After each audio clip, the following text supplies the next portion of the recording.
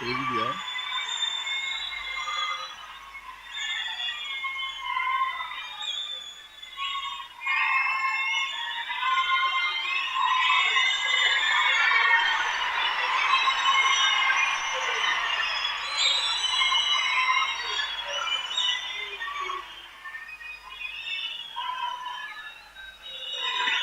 ACC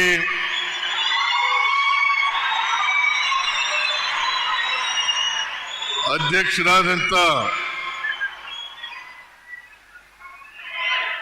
ಮಾನ್ಯ ಮಲ್ಲಿಕಾರ್ಜುನ ಖರ್ಗೆ ಅವರೇ,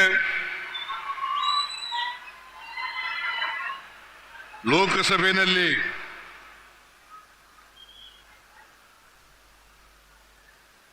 ವಿರೋಧ ಪಕ್ಷದ ನಾಯಕರಾದಂತ ಮಾಜಿ ಎಐಸಿಸಿ ಅಧ್ಯಕ್ಷರು ಆದಂತ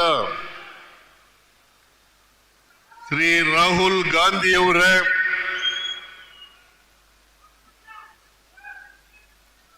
ಎಐಸಿಸಿ ಪ್ರಧಾನ ಕಾರ್ಯದರ್ಶಿಗಳಾದಂತ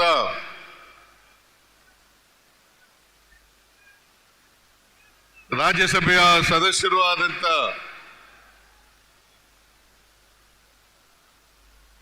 ಶ್ರೀ ರಣದೀಪ್ ಸಿಂಗ್ ಸುರ್ಜೇವಾಲಾ ಅವರೇ,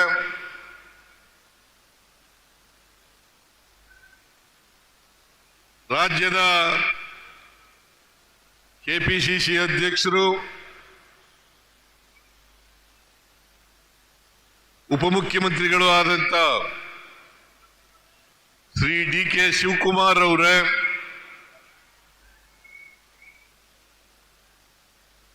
ಕಂದಾಯ ಸಚಿವರಾದಂತ ಶ್ರೀ ಕೃಷ್ಣ ಬೈರೇಗೌಡ ಅವರೇ, ಬಳ್ಳಾರಿ ಮತ್ತು ವಿಜಯನಗರ ಜಿಲ್ಲಾ ಉಸ್ತುವಾರಿ ಸಚಿವರಾದಂತ ಶ್ರೀ ಜಮೀರ್ ಅಹಮದ್ ಖಾನ್ ಅವರೇ, ವೇದಿಕೆ ಮೇಲಿರ್ತಕ್ಕಂಥ ಎಲ್ಲ ನನ್ನ ಸಚಿವ ಸಂಪುಟದ ಸದಸ್ಯರುಗಳೇ, ಸಂಸದರೇ, ಹಾಲಿ ಮತ್ತು ಮಾಜಿ ಶಾಸಕರುಗಳೇ, ಮಾಜಿ ಮಂತ್ರಿಗಳೇ, ವೇದಿಕೆ ಮೇಲಿರ್ತಕ್ಕಂಥ ಇತರ ಎಲ್ಲ ಆಹ್ವಾನಿತ ಗಣ್ಯರೇ, ರಾಜ್ಯದ ಮುಖ್ಯ ಕಾರ್ಯದರ್ಶಿಗಳಾದಂತ ಶಾಲಿನಿ ರಜನೀಶ್ ಅವರೇ, ಇತರ ಎಲ್ಲ ಅಧಿಕಾರಿ ಸ್ನೇಹಿತರೇ, ಇಲ್ಲಿ ಇಷ್ಟೊಂದು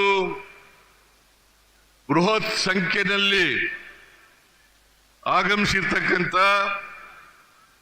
ಎಲ್ಲ ಆತ್ಮೀಯ ಅಣ್ಣ ತಮ್ಮಂದಿರೇ, ಅಕ್ಕ ತಂಗಿಯರೇ, ಯುವಕ ಮಿತ್ರರೇ,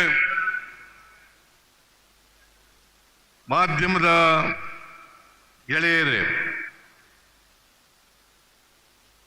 ಇವತ್ತು ನಮ್ಮ ಸರ್ಕಾರ ಅಧಿಕಾರಕ್ಕೆ ಬಂದು ಇವತ್ತಿಗೆ 2 ವರ್ಷಗಳು ಆಗ್ತಾ ಇದ್ದಾವೆ.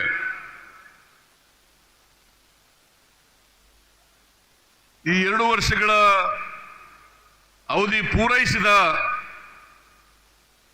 ಕಾರಣಕ್ಕೋಸ್ಕರ ಒಂದು ಸಾರ್ವಜನಿಕ ಸಭೆಯನ್ನ ಮಾಡಬೇಕು.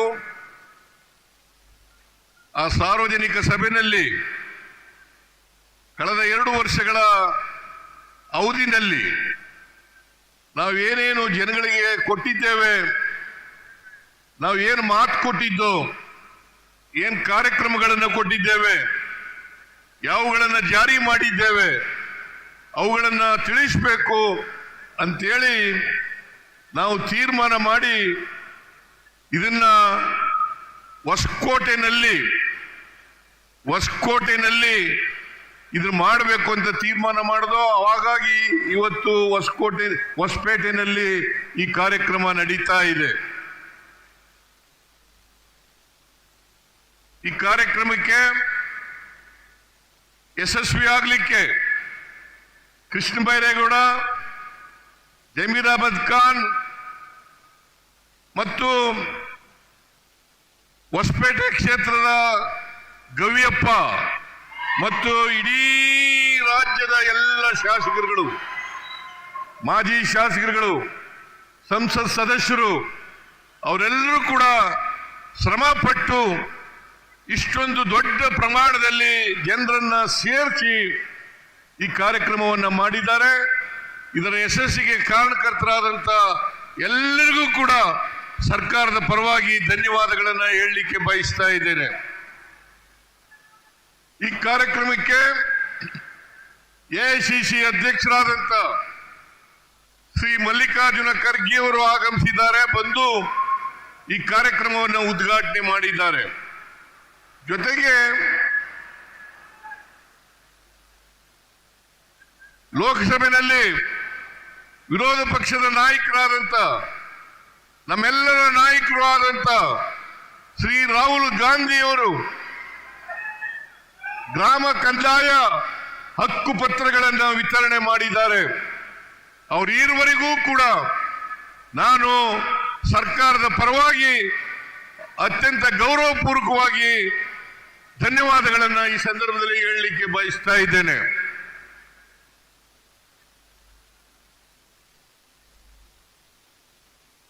ಎರಡು ವರ್ಷಗಳ ಹಿಂದೆ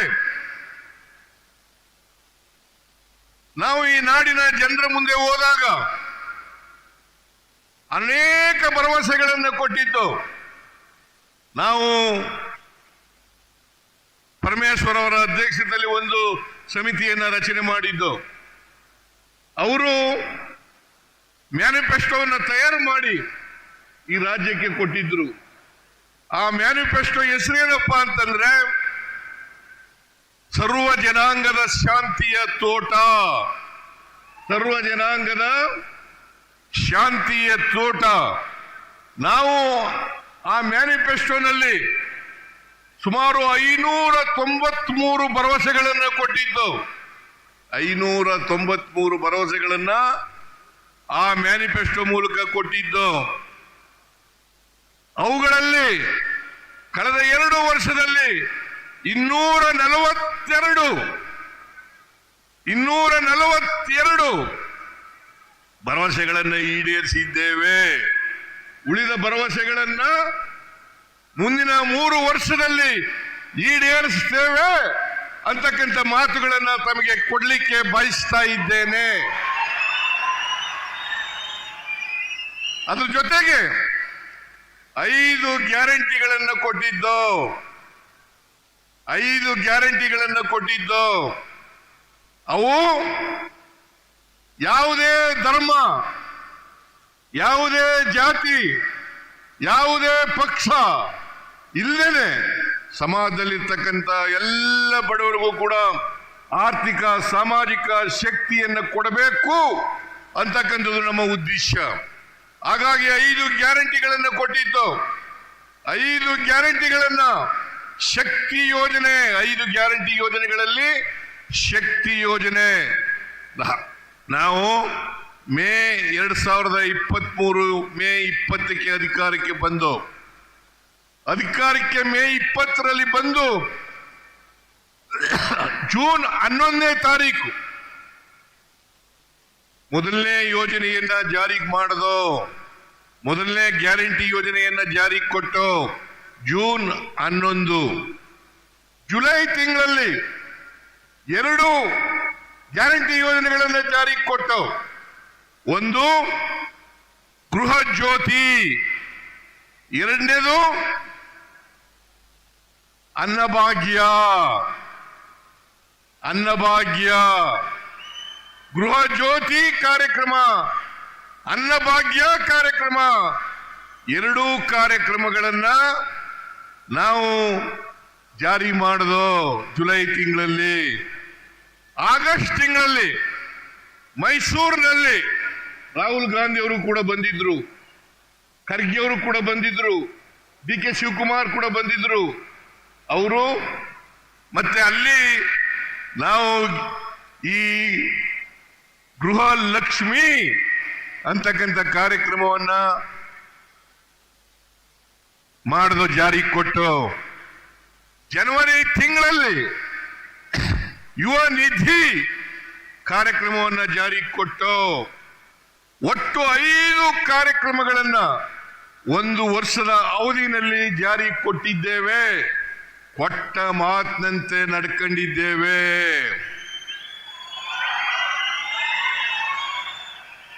ಯಾವುದಾದ್ರೂ ಸರ್ಕಾರ ಕೊಟ್ಟ ಮಾತಿನಂತೆ ನಡ್ಕೊಂಡಿದ್ರೆ ಅದು ಕಾಂಗ್ರೆಸ್ ಸರ್ಕಾರ, ಅದು ನಮ್ಮ ಸರ್ಕಾರ ಅಂತಕ್ಕಂಥ ಮಾತುಗಳನ್ನ ಹೇಳಲಿಕ್ಕೆ ಬಯಸ್ತಾ ಇದ್ದೇನೆ. 2013ರಿಂದ 18ರವರೆಗೆ ನಾವು ಅಧಿಕಾರದಲ್ಲಿ ಇದ್ದೋ. 2013ರಿಂದ 18ರವರೆಗೆ ಅಧಿಕಾರಗಳಿದ್ದು. ಅಧಿಕಾರದಲ್ಲಿದ್ದಂಥ ಸಂದರ್ಭದಲ್ಲಿ ಚುನಾವಣೆಗಿಂತ ಮುಂಚಿತವಾಗಿ 2013ರಲ್ಲಿ 165 ಭರವಸೆಗಳನ್ನು ಕೊಟ್ಟಿದ್ದು. 165 ಭರವಸೆಗಳಲ್ಲಿ 158 ಭರವಸೆಗಳನ್ನು ಈಡೇರಿಸಿದ್ದೇವೆ. ಅದರಲ್ಲದೇನೆ 30 ಕಾರ್ಯಕ್ರಮಗಳನ್ನ, ಯಾವ ಕಾರ್ಯಕ್ರಮನ ಮ್ಯಾನಿಫೆಸ್ಟೋನಲ್ಲಿ ಹೇಳಿರಲಿಲ್ಲ, ಆ 30 ಕಾರ್ಯಕ್ರಮಗಳನ್ನ ಜಾರಿ ಕೊಟ್ಟಿದ್ದೇವೆ. ಅದರಿಂದ ಒಟ್ಟು 218 ಕಾರ್ಯಕ್ರಮಗಳನ್ನ ಜಾರಿ ಕೊಟ್ಟಿದ್ದೇವೆ. 208 ಕಾರ್ಯಕ್ರಮಗಳನ್ನ ಜಾರಿ ಕೊಟ್ಟಿದ್ದೇವೆ. ಇದರಿಂದ ನಾವು ಹಿಂದೆ ಇದ್ದಾಗಲೂ ನುಡಿದಂತೆ ನಡೆದಿದ್ದೇವೆ, ಈಗಲೂ ಕೂಡ ನುಡಿದಂತೆ ನಡೆದಿದ್ದೇವೆ. ಜನತೆಗೆ ಕೊಟ್ಟ ಮಾತುಗಳನ್ನು ಈಡೇರಿಸಿದ್ದೇವೆ ಅಂತಕ್ಕಂಥ ಮಾತುಗಳನ್ನು ಹೇಳಲಿಕ್ಕೆ ಬಯಸ್ತಾ ಇದ್ದೇನೆ. ಆದರೆ ಬಿಜೆಪಿಯವರು 2018ರಲ್ಲಿ 600 ಭರವಸೆಗಳನ್ನು ಕೊಟ್ಟಿದ್ರು. 600 ಭರವಸೆಗಳನ್ನು ಕೊಟ್ಟಿದ್ರು. 600 ಭರವಸೆಗಳಲ್ಲಿ 10% ಭರವಸೆಗಳನ್ನು ಕೂಡ ಈಡೇರಿಸಲಿಕ್ಕೆ ಆಗಲಿಲ್ಲ. ಇದು ಬಿಜೆಪಿಗೂ ನಮಗೂ ಇರತಕ್ಕಂಥ ವ್ಯತ್ಯಾಸ. ಬಿಜೆಪಿಯವರು ಸುಳ್ಳು ಹೇಳೋದ್ರಲ್ಲಿ ನಿಶ್ಚಯರು. ನಮ್ಮ ಮೇಲೆ ಇಲ್ಲ ಸಲ್ಲದ 2 ವರ್ಷಗಳಿಂದ ಇಲ್ಲ ಸಲ್ಲದ ಆರೋಪಗಳನ್ನು ಮಾಡ್ತಾ ಇದ್ದಾರೆ, ಆಪಾದನೆಗಳನ್ನು ಮಾಡ್ತಾ ಇದ್ದಾರೆ. ಅವೆಲ್ಲವೂ ಕೂಡ 100ಕ್ಕೆ 100 ಸುಳ್ಳು. ಇದನ್ನ ನಾನು ಅವ್ರ ಎದುರುಗಡೆನೂ ಹೇಳಿದ್ದೀನಿ, ವಿಧಾನಸಭೆಯಲ್ಲೂ ಹೇಳಿದ್ದೀನಿ, ಇಲ್ಲೂ ಕೂಡ ಹೇಳ್ತಾ ಇದ್ದೀನಿ. 100ಕ್ಕೆ 100 ಸುಳ್ಳು. ಅವ್ರು ಒಂದೇ ವೇದಿಕೆಗೆ ಬರಲಿ, ಅವ್ರು ಏನ್ ಮಾಡಿದ್ದಾರೆ, ನಾವೇನ್ ಮಾಡಿದ್ದೀವಿ ಅನ್ನೋದನ್ನ ಚರ್ಚೆ ಮಾಡೋಣ. ಅದಕ್ಕೆ ಯಾರು ತಯಾರಿಲ್ಲ, ಬಿಜೆಪಿಯವರು ಯಾರು ತಯಾರಿಲ್ಲ. ಇದನ್ನ ಬಹಳ ಸ್ಪಷ್ಟಪಡಿಸಲಿಕ್ಕೆ ಬಯಸ್ತಾ ಇದ್ದೇನೆ. ಅದರಿಂದ ನಮಗೂ ಬಿಜೆಪಿಯವರಿಗೂ ಬಹಳ ವ್ಯತ್ಯಾಸ ಇದೆ. ಅವರು ಯಾವಾಗಲೂ ಕೂಡ ಧರ್ಮಗಳ ನಡುವೆ, ಜಾತಿಗಳ ನಡುವೆ ಅವರು ಶಾಂತಿಯನ್ನ ಹದಗೆಡಿಸ್ತಕ್ಕಂಥ, ದ್ವೇಷವನ್ನ ಹುಟ್ಟಾಕ್ತಕ್ಕಂಥ, ಕ್ರೌರ್ಯವನ್ನ ಹುಟ್ಟಾಕ್ತಕ್ಕಂಥ ಕೆಲಸವನ್ನ ಮಾಡ್ತಾ ಇದ್ದಾರೆ. ನಾವು ಅವುಗಳನ್ನ ಒಂದುಗೂಡಿಸ್ತಕ್ಕಂಥ, ಎಲ್ಲ ಜನರು ಕೂಡ ಶಾಂತಿಯ ತೋಟ ಆಗಬೇಕು. ನಾವೆಲ್ಲರೂ ಕೂಡ ಒಂದೇ, ನಾವೆಲ್ಲರೂ ಕೂಡ ಮನುಷ್ಯರು. ಹಿಂದೂಗಳಾಗಲಿ, ಮುಸಲ್ಮಾನರಾಗಲಿ, ಕ್ರಿಶ್ಚಿಯನ್ರಾಗಲಿ, ಬೌದ್ಧರಾಗಲಿ, ಸಿಖ್ರಾಗಲಿ ಎಲ್ಲರೂ ಕೂಡ ಒಂದೇ. ನಾವು ಮಾನವೀಯತೆಯನ್ನ ಮಾಡಲಿಕ್ಕೆ ಬಯಸ್ತಾ ಇದ್ದೇವೆ. ಬಾಬಾ ಸಾಹೇಬ್ ಅಂಬೇಡ್ಕರ್ ಅವರು ಕೊಟ್ಟಿರ್ತಕ್ಕಂಥ ಸಂವಿಧಾನ, ಬಾಬಾ ಸಾಹೇಬ್ ಅಂಬೇಡ್ಕರ್ ಅವರು ಕೊಟ್ಟಿರ್ತಕ್ಕಂಥ ಸಂವಿಧಾನ, ಆ ಸಂವಿಧಾನದ ರೀತಿಯ ನಡ್ಕೊಳ್ತಕ್ಕಂಥ ಪ್ರಾಮಾಣಿಕ ಪ್ರಯತ್ನವನ್ನ ಮಾಡ್ತಾ ಇದ್ದೀವಿ. ಸರ್ವೋದಯ, ಮಹಾತ್ಮ ಗಾಂಧೀಜಿಯವರು ಹೇಳಿದ್ರು, ಸರ್ವೋದಯ, ಎಲ್ಲರ ಉದಯ ಆಗಬೇಕು, ಸಮಾನತೆ ಬರಬೇಕು, ಎಲ್ಲರಿಗೂ ಸಾಮಾಜಿಕ ನ್ಯಾಯ ಸಿಗ್ಬೇಕು. ಇದು ನಮ್ಮ ಸಂವಿಧಾನ ಹೇಳ್ತಕ್ಕಂಥದ್ದು. ನಮ್ಮ ಸಂವಿಧಾನ ಸ್ವಾತಂತ್ರ್ಯ, ಸಮಾನತೆ, ಭ್ರಾತೃತ್ವ ಇವುಗಳು ಬಹಳ ಮುಖ್ಯ ಆಗಿರಬೇಕು. ನಮ್ಮ ದೇಶದಲ್ಲಿ ಅನೇಕ ಜಾತಿಗಳಿದ್ದಾವೆ, ಅನೇಕ ಧರ್ಮಗಳಿದ್ದಾವೆ, ಅನೇಕ ಭಾಷೆಗಳಿದ್ದಾವೆ, ಅನೇಕ ಸಂಸ್ಕೃತಿಗಳಿದ್ದಾವೆ. ಇಂಥ ದೇಶದಲ್ಲಿ ಬಹುತ್ವ ಇರ್ತಕ್ಕಂಥ ಈ ದೇಶದಲ್ಲಿ ನಾವೆಲ್ಲರೂ ಕೂಡ ವೈವಿಧ್ಯತೆಯಲ್ಲಿ ಏಕತೆಯನ್ನ ಸಾರಬೇಕು ಅಂತಕ್ಕಂಥದ್ದು ನಮ್ಮ ಪಕ್ಷದ ಉದ್ದೇಶ. ಆ ದಿಕ್ಕಿನಲ್ಲಿ ನಡೀತಕ್ಕಂಥ ಪ್ರಾಮಾಣಿಕ ಪ್ರಯತ್ನವನ್ನು ನಾವು ಮಾಡ್ತಾ ಇದ್ದೇವೆ. ಕಳೆದ 2 ವರ್ಷದಲ್ಲಿ ಕೇಂದ್ರ ಸರ್ಕಾರ ಅನೇಕ ಅನ್ಯಾಯಗಳನ್ನು ಮಾಡಿತು. ನಮ್ಮ ಪಾಲು ಸಂವಿಧಾನಬದ್ಧವಾಗಿ ನಮಗೆ ನ್ಯಾಯವಾಗಿ ಸಿಗಬೇಕಾದಂತ ಪಾಲನ್ನ ಬರದೇ ರೀತಿ ನೋಡ್ಕೊಳ್ತಕ್ಕಂಥ ಕೆಲಸವನ್ನ ಮಾಡಿದ್ರು. ನಮ್ಮ ಪಾಲನ್ನು ಕೊಡಲಿಲ್ಲ. ನಿಜ ಹೇಳಬೇಕು ಅಂತಂದ್ರೆ 15ನೇ ಹಣಕಾಸು ಆಯೋಗದಲ್ಲಿ ನಮಗೆ ಪ್ರತಿ ವರ್ಷ ನಷ್ಟ ಆದದ್ದು 13,000 ಕೋಟಿ. 13,000 ಕೋಟಿ. ನಾವು ಪ್ರತಿ ವರ್ಷ ಕರ್ನಾಟಕದಿಂದ ಪ್ರತಿ ವರ್ಷ 4.5 ಲಕ್ಷ ಕೋಟಿ ರೂಪಾಯಿಗಳನ್ನು ಕಟ್ಟುತ್ತೇವೆ. ತೆರಿಗೆ ರೂಪದಲ್ಲಿ 4.5 ಲಕ್ಷ ಕೋಟಿ ರೂಪಾಯಿಗಳನ್ನು ಕೊಡ್ತೇವೆ. ನಮಗೆ ವಾಪಸ್ ಬರ್ತಕ್ಕಂಥದ್ದು ಬರೀ 65,000 ಕೋಟಿ. ಪ್ರತಿ ವರ್ಷ 4.5 ಲಕ್ಷ ಕೋಟಿ ರೂಪಾಯಿಗಳನ್ನ ನಾವು ತೆರಿಗೆ ರೂಪದಲ್ಲಿ ಕೇಂದ್ರ ಸರ್ಕಾರಕ್ಕೆ ಕೊಟ್ರೆ ನಮಗೆ ವಾಪಸ್ ಕೊಡ್ತಕ್ಕಂಥದ್ದು ಬರೀ 65,000 ಕೋಟಿ. ಅಂದ್ರೆ ಸುಮಾರು 14ರಿಂದ 15 ಪೈಸೆ.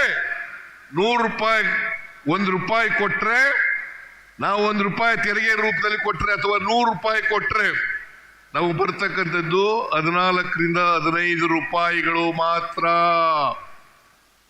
ಇಷ್ಟರ ಮಟ್ಟಿಗೆ ಅನ್ಯಾಯ ಆಗ್ತಾ ಇದೆ.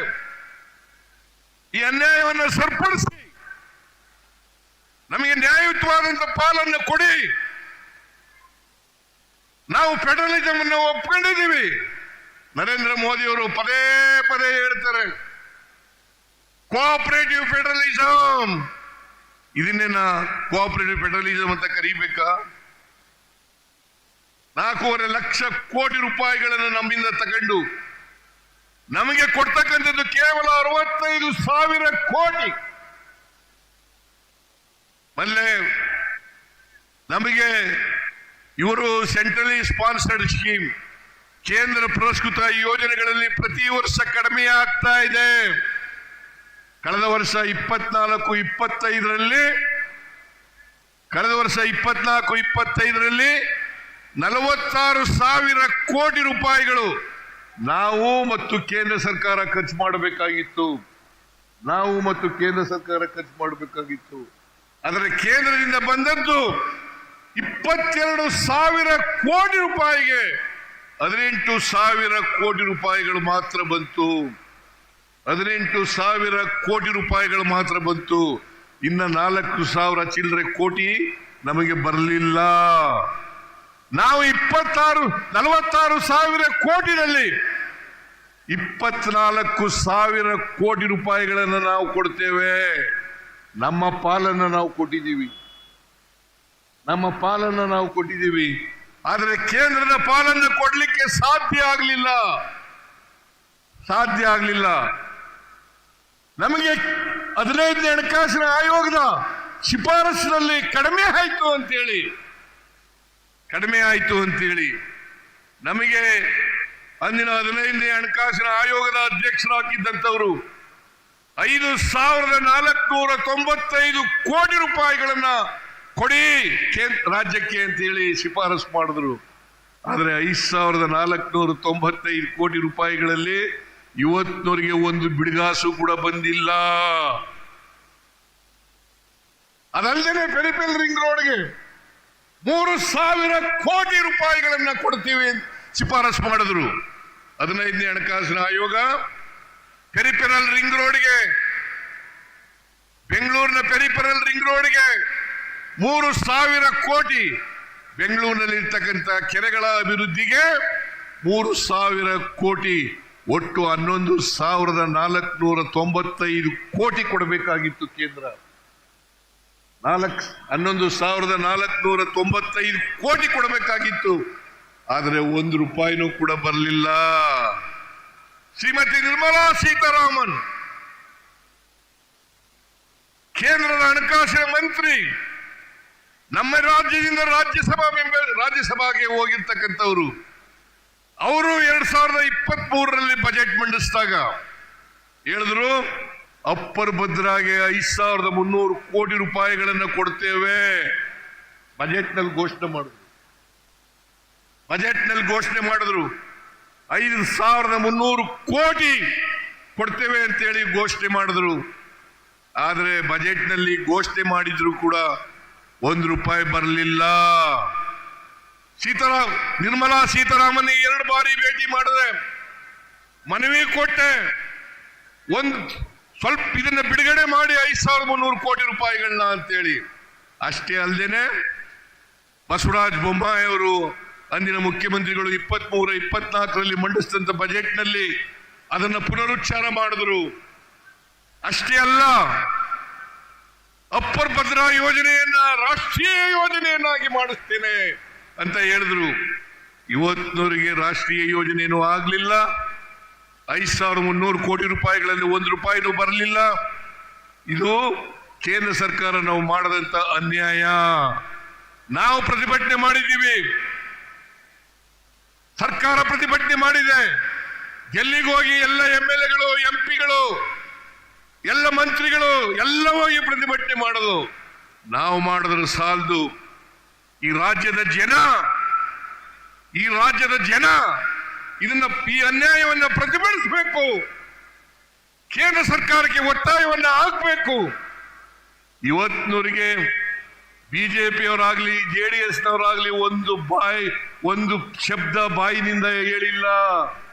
ಇದನ್ನು ಕೊಡಿ ಅಂತ ಯಡಿಯೂರಪ್ಪ ಆಗಲಿ, ಬಸವರಾಜ ಬೊಮ್ಮಾಯಿ ಆಗಲಿ, ಬಿಜೆಪಿ MPಗಳಾಗಲಿ, JDS MPಗಳಾಗಲಿ, ಕುಮಾರಸ್ವಾಮಿ ಆಗಲಿ, ಕರ್ನಾಟಕಕ್ಕೆ ಅನ್ಯಾಯ ಆಗಿದೆ, ಕೊಡಿ, ನಮ್ಮ ಪಾಲನ್ನು ಕೊಡಿ, 15ನೇ ಹಣಕಾಸಿನ ಆಯೋಗ ಶಿಫಾರಸು ಮಾಡಿರ್ತಕ್ಕಂಥ ಹಣ ಕೊಡಿ ಅಂತ ಕೇಳಲಿಲ್ಲ.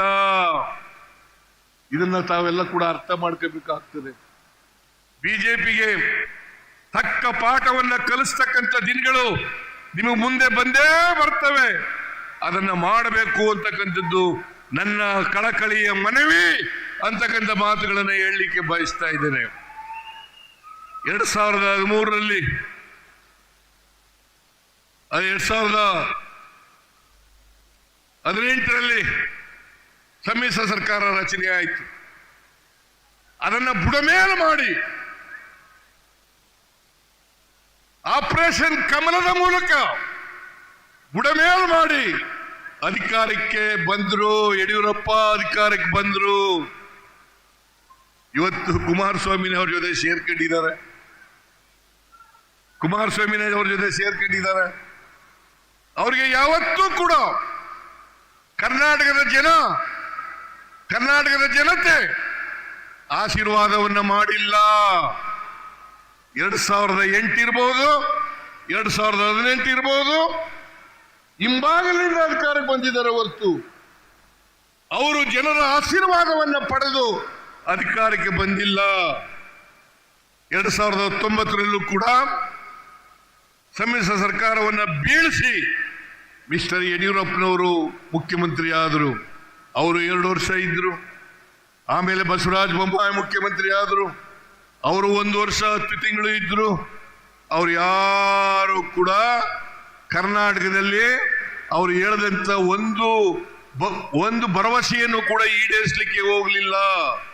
ರಾಜ್ಯವನ್ನ ಆರ್ಥಿಕವಾಗಿ ದಿವಾಳಿ ಮಾಡುವುದರು.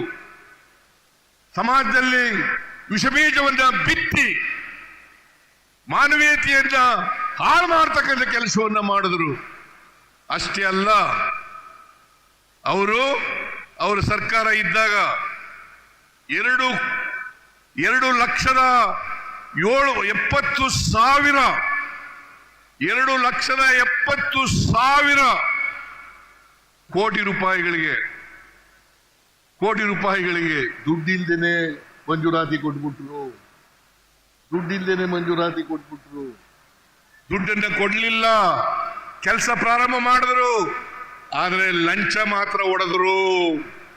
ನಾನು ಹೇಳೋದಲ್ಲ, ಅಂದಿನ ಕಾಂಟ್ರಾಕ್ಟರ್ಸ್ ಅಸೋಸಿಯೇಷನ್ ಅವರು 40% ಲಂಚವನ್ನ ಪಡೆದಿದ್ದಾರೆ ಅಂತೇಳಿ ಅವರು ಪತ್ರಿಕೆಗಳಲ್ಲಿ ಹೇಳಿದ್ರು, ಜನರ ಮುಂದೆ ಹೇಳಿದ್ರು, ನಮ್ಮ ಸರ್ಕಾರಕ್ಕೆ ಕೊಟ್ಟರು, ನನಗೆ ಕೊಟ್ಟರು. ಆದರೂ ನಾನು ಅದಕ್ಕೋಸ್ಕರ ಕುನಾ ಅವರ ಅಧ್ಯಕ್ಷದಲ್ಲಿ, ನಾಗಮೋಹನ್ ಅವರ ಅಧ್ಯಕ್ಷದಲ್ಲಿ ಸಮಿತಿಯನ್ನ ಮಾಡಿದೆ, ಆಯೋಗವನ್ನು ರಚನೆ ಮಾಡಿದೆ, ಆಯೋಗದ ಅಧ್ಯಕ್ಷರನ್ನು ಮಾಡಿದೆ. ಅವರು ವರದಿಗಳನ್ನು ಕೊಟ್ಟಿದ್ದಾರೆ. ಅವರು ತಪ್ಪಿತಸ್ಥರು ಅಂತೇಳಿ ಸಾಬೀತಾಗಿದೆ.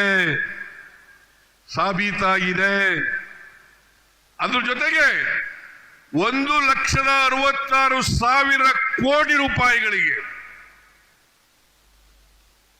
ಮುಖ್ಯಮಂತ್ರಿಗಳ ಡಿಸ್ಕ್ರಿಷನರಿ ಪವರ್ನಲ್ಲಿ 1,66,000 ಕೋಟಿ ರೂಪಾಯಿಗಳಿಗೆ ಮಂಜೂರಾತಿ ಕೊಟ್ಬಿಟ್ರು. ಅವರ ಪಾರ್ಟಿ MLAಗಳಿಗೆ, ಬೇರೆ MLAಗಳಿಗೆಲ್ಲ ಮಂಜೂರಾತಿಯನ್ನು ಕೊಟ್ಟರು. ಹಾಗಾಗಿ ಇವತ್ತು ಹಣಕಾಸಿನ ತೊಂದರೆ ಏನಾದ್ರು ಆಗಿದ್ರೆ ನಮ್ಮ ರಾಜ್ಯಕ್ಕೆ, ಅದು ಯಡಿಯೂರಪ್ಪನವರ, ಬಸವರಾಜ ಬೊಮ್ಮಾಯಿನವರ ಬಳುವಳಿ ಅಂತಕ್ಕಂಥ ಮಾತುಗಳನ್ನು ಹೇಳಲಿಕ್ಕೆ ಬಯಸ್ತಾ ಇದ್ದೇನೆ. ಇಷ್ಟಾದರೂ ಕೂಡ 5 ಗ್ಯಾರಂಟಿ ಯೋಜನೆಗಳನ್ನ ಜಾರಿಗೆ ಕೊಟ್ಟಿದ್ದೀವಿ. 5 ಗ್ಯಾರಂಟಿ ಯೋಜನೆಗಳನ್ನ, ಶಕ್ತಿ ಯೋಜನೆ, ಎಲ್ಲ ಮಹಿಳೆಯರು, 3.5 ಕೋಟಿ ಮಹಿಳೆಯರು,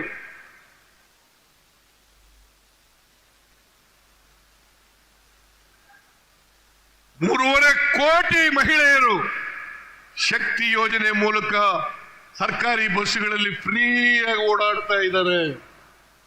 ಸರ್ಕಾರಿ ಯೋಜನೆಗಳಲ್ಲಿ ಫ್ರೀಯಾಗಿ ಓಡಾಡ್ತಾ ಇದ್ದಾರೆ. ಇಲ್ಲಿವರೆಗೆ 459 ಕೋಟಿ ಮಹಿಳೆಯರು, 459 ಕೋಟಿ ಮಹಿಳೆಯರು ಫ್ರೀಯಾಗಿ ಬಸ್ನಲ್ಲಿ ಟಿಕೆಟ್ ರಹಿತವಾಗಿ, ಟಿಕೆಟ್ ಇಲ್ಲೇನೆ ಪ್ರಾರಂಭಕ್ಕೆ ಹೋಗಿದ್ದಾರೆ. ಇದನ್ನ ಮಾಡಿದ್ದಾರೆ. ಆಮೇಲೆ ಗೃಹ ಜ್ಯೋತಿ 1,62,000 ಕುಟುಂಬಗಳಿಗೆ, 1,62,00,000 ಕುಟುಂಬಗಳಿಗೆ, 1,62,00,000 ಕುಟುಂಬಗಳಿಗೆ 200 ಯೂನಿಟ್ ವರೆಗೆ ಫ್ರೀಯಾಗಿ ಕರೆಂಟ್ ಕೊಟ್ಟಿದ್ದೀವಿ.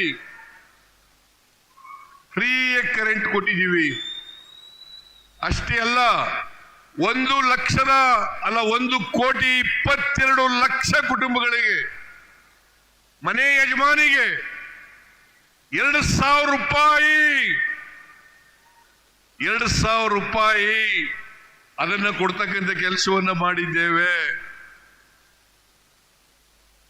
ಅದಲ್ಲದೆ ಅನ್ನಭಾಗ್ಯ ಸುಮಾರು 4,42,00,000 BPL ಕಾರ್ಡ್ಗಳಿಗೆ ಅಕ್ಕಿಯನ್ನು ಕೊಡ್ತಾ ಇದ್ದೇವೆ. 2,67,000 ಜನರಿಗೆ, ಯುವಕರಿಗೆ ಯುವತಿಯರಿಗೆ ಯುವ ನಿಧಿ ಕಾರ್ಯಕ್ರಮವನ್ನು ಜಾರಿ ಮಾಡಿದ್ದೇವೆ. ಇಷ್ಟೆಲ್ಲ ಹಣಕಾಸಿನ ತೊಂದರೆ ಇದ್ರೂ ಕೂಡ ನಾವು ನುಡಿದಂತೆ ನಡೆದಿದ್ದೇವೆ. ಬಿಜೆಪಿಯವರು ಸುಮ್ಮನೆ ಜನಾಕ್ರೋಶ, ನಾನು ಅವರು ಬರಬೇಕಾಗಿತ್ತು, ಇಲ್ಲಿ ಬಂದು ನೋಡಬೇಕಾಗಿತ್ತು. ಜನರ ಆಕ್ರೋಶ ಇದ್ದಿದ್ರೆ ಇಷ್ಟೊಂದು 3-4 ಲಕ್ಷ ಜನ ಸೇರ್ಲಿಕ್ಕೆ ಸಾಧ್ಯ ಆಯ್ತಾ ಇರಲಿಲ್ಲ.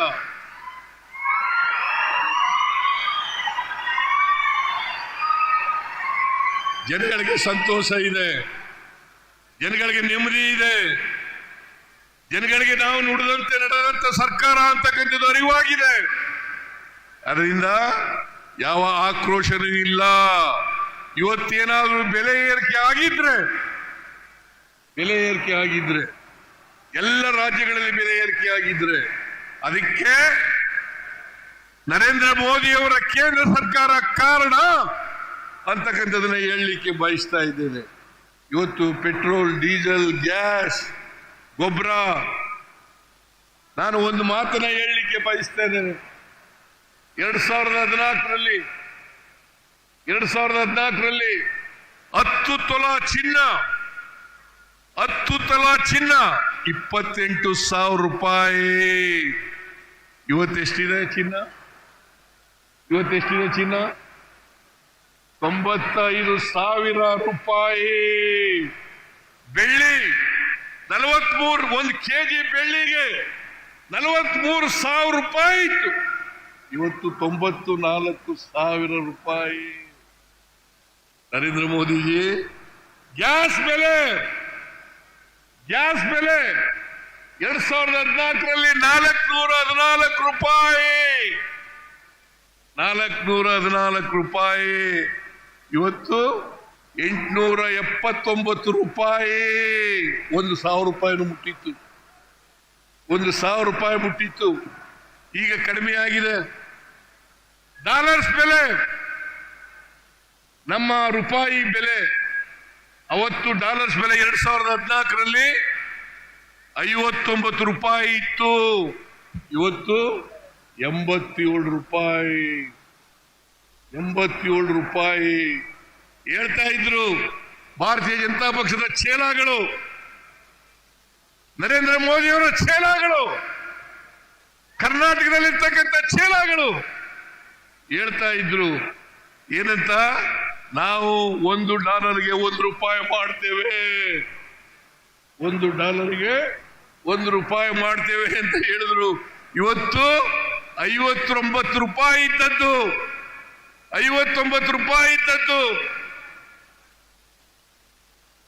87 ರೂಪಾಯಿ ಇದೆ.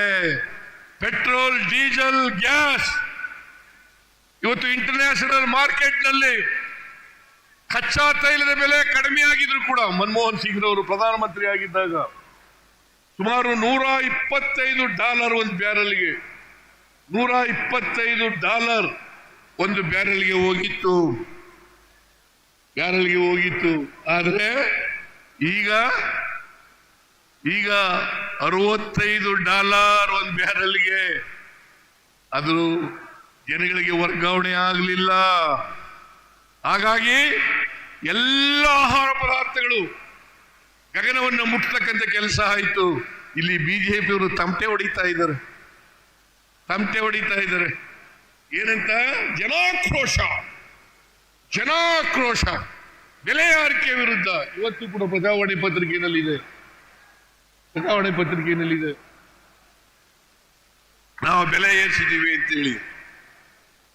ನಾವು ಹಾಲಿನ ಬೆಲೆ ₹5 ಹೆಚ್ಚು ಮಾಡಿದ್ರು ನಿಜ, ಆದ್ರೆ ಸರ್ಕಾರಕ್ಕೆ ಬಂದಿಲ್ಲ. ಅದು ನೇರವಾಗಿ ರೈತರಿಗೆ ವರ್ಗಾವಣೆ ಮಾಡತಕ್ಕಂಥ ತೀರ್ಮಾನವನ್ನು ಮಾಡಿದ್ದೇವೆ. ಡೀಸೆಲ್ ಬೆಲೆ ₹2 ಹೆಚ್ಚಿರೋದು ನಿಜ, ಆದ್ರೆ ಪಕ್ಕದ ರಾಜ್ಯಗಳಿಗಿಂತ ಕಡಿಮೆ ಇದೆ. ಆದ್ರಿಂದ ಜನಾಕ್ರೋಶ ಕಾರ್ಯಕ್ರಮ ಅದು ಒಂದು ಸುಳ್ಳು ಕಾರ್ಯಕ್ರಮ. ಜನಾಕ್ರೋಶ ಎಲ್ಲೂ ಕೂಡ ಇಲ್ಲ. ಅದಕ್ಕೆ ಇವತ್ತು ಇಷ್ಟೊಂದು ದೊಡ್ಡ ಪ್ರಮಾಣದಲ್ಲಿ 2 ವರ್ಷದ ನಮ್ಮ ಅಧಿಕಾರದಲ್ಲಿದ್ದಂಥ 2 ವರ್ಷದ ಅವಧಿಯನ್ನ ವಿಜೃಂಭಣೆಯಿಂದ ಆಚರಣೆ ಮಾಡತಕ್ಕಂಥ ಕೆಲಸವನ್ನು ಮಾಡಿದ್ದೇವೆ. ಇವತ್ತು ಕೃಷ್ಣ ಬೈರೇಗೌಡರು 1,12,00,000 ಅಲ್ಲ,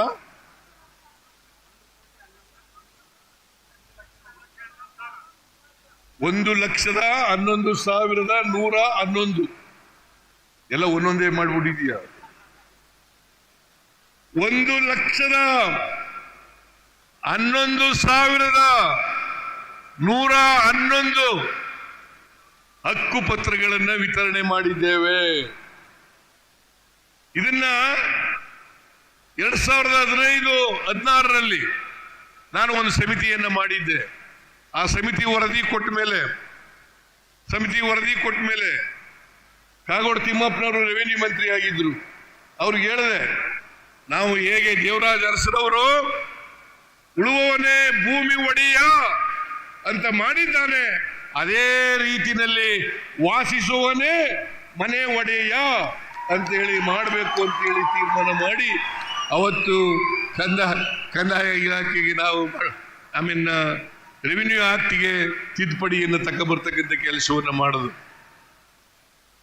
ನಾವು ಬಂದ ಮೇಲೆ ನರೇಂದ್ರ ಮೋದಿ ಅವರ ಕೈಲಿ ಸೇಡಂನಲ್ಲಿ 50,000 ಹಕ್ಕುಪತ್ರಗಳನ್ನು ಕೊಡಿಸ್ತೀವಿ. ಅದು ಅನೇಕ ಹಕ್ಕುಪತ್ರಗಳು ನಕಲಿ ಹಕ್ಕುಪತ್ರಗಳು.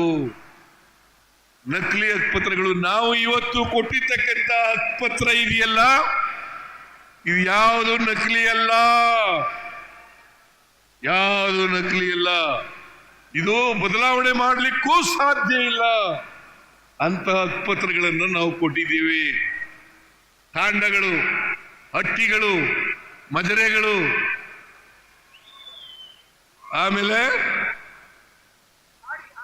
ಆಡಿಗಳು, ಇವೆಲ್ಲ ಎಲ್ಲೆಲ್ಲಿ ವಾಸ ಮಾಡ್ತಾ ಇದ್ರು. ಪಾಪ ಅವರಿಗೆ ಬೇರೆ ಸವಲತ್ತುಗಳು ಸಿಗ್ತಾ ಇರಲಿಲ್ಲ. ಇವತ್ತು 1,11,111 ಹಕ್ಕುಪತ್ರಗಳನ್ನು ಕೊಟ್ಟು ಅವರೆಲ್ಲರನ್ನು ಕೂಡ ಮನೆ ಒಡೆಯರನ್ನಾಗಿ ಮಾಡಿದ್ದೀವಿ, ಕಂದಾಯ ಗ್ರಾಮಗಳನ್ನಾಗಿ ಮಾಡಿದ್ದೇವೆ ಅಂತಕ್ಕಂಥ ಮಾತುಗಳನ್ನು ಹೇಳಲಿಕ್ಕೆ ಬಯಸ್ತಾ ಇದ್ದೇನೆ. ಇನ್ನು ಮುಂದೆ ಎಲ್ಲ ಸವಲತ್ತುಗಳನ್ನು ಕೂಡ ಪಡಿಬಹುದು. ಇನ್ನೊಂದು 30-40 ಸಾವಿರ ಇರಬೇಕು. ಅದನ್ನು ಕೂಡ ಇನ್ನು 6 ತಿಂಗಳಲ್ಲಿ ಅದನ್ನು ಕೂಡ ಹಕ್ಕುಪತ್ರಗಳನ್ನು ಕೊಟ್ಟು ಶುದ್ಧ ಮಾಡ್ತೇವೆ ಅಂತಕ್ಕಂಥ ಮಾತುಗಳನ್ನು ಹೇಳಲಿಕ್ಕೆ ಬಯಸ್ತಾ ಇದ್ದೇನೆ. ನಾನು ಬಹಳ ಉದ್ದನೆ ಭಾಷಣ ಮಾಡಕ್ ಹೋಗಲ್ಲ. ನಮ್ಮಲ್ಲಿ ಬಹಳಷ್ಟು ಮಾತುಗಳಿದ್ದಾವೆ ಹೇಳಲಿಕ್ಕೆ, ಬಹಳಷ್ಟು ಸಾಧನೆಗಳಿದ್ದಾವೆ ಹೇಳಲಿಕ್ಕೆ. ಎಲ್ಲ ಸಾಧನೆಗಳನ್ನು ಕೂಡ ಹೇಳಲಿಕ್ಕೆ ಹೋಗಲ್ಲ. ಕೆಲವು ಸಾಧನೆಗಳನ್ನು ಮಾತ್ರ ನಿಮ್ಮ ಮುಂದೆ ಇಟ್ಟಿದ್ದೇನೆ. ಪ್ರಜಾಪ್ರಭುತ್ವ ವ್ಯವಸ್ಥೆಯಲ್ಲಿ ನೀವೇ ನಮ್ಮ ಮಾಲೀಕರು. ನೀವು ತೀರ್ಮಾನ ಮಾಡಬೇಕು.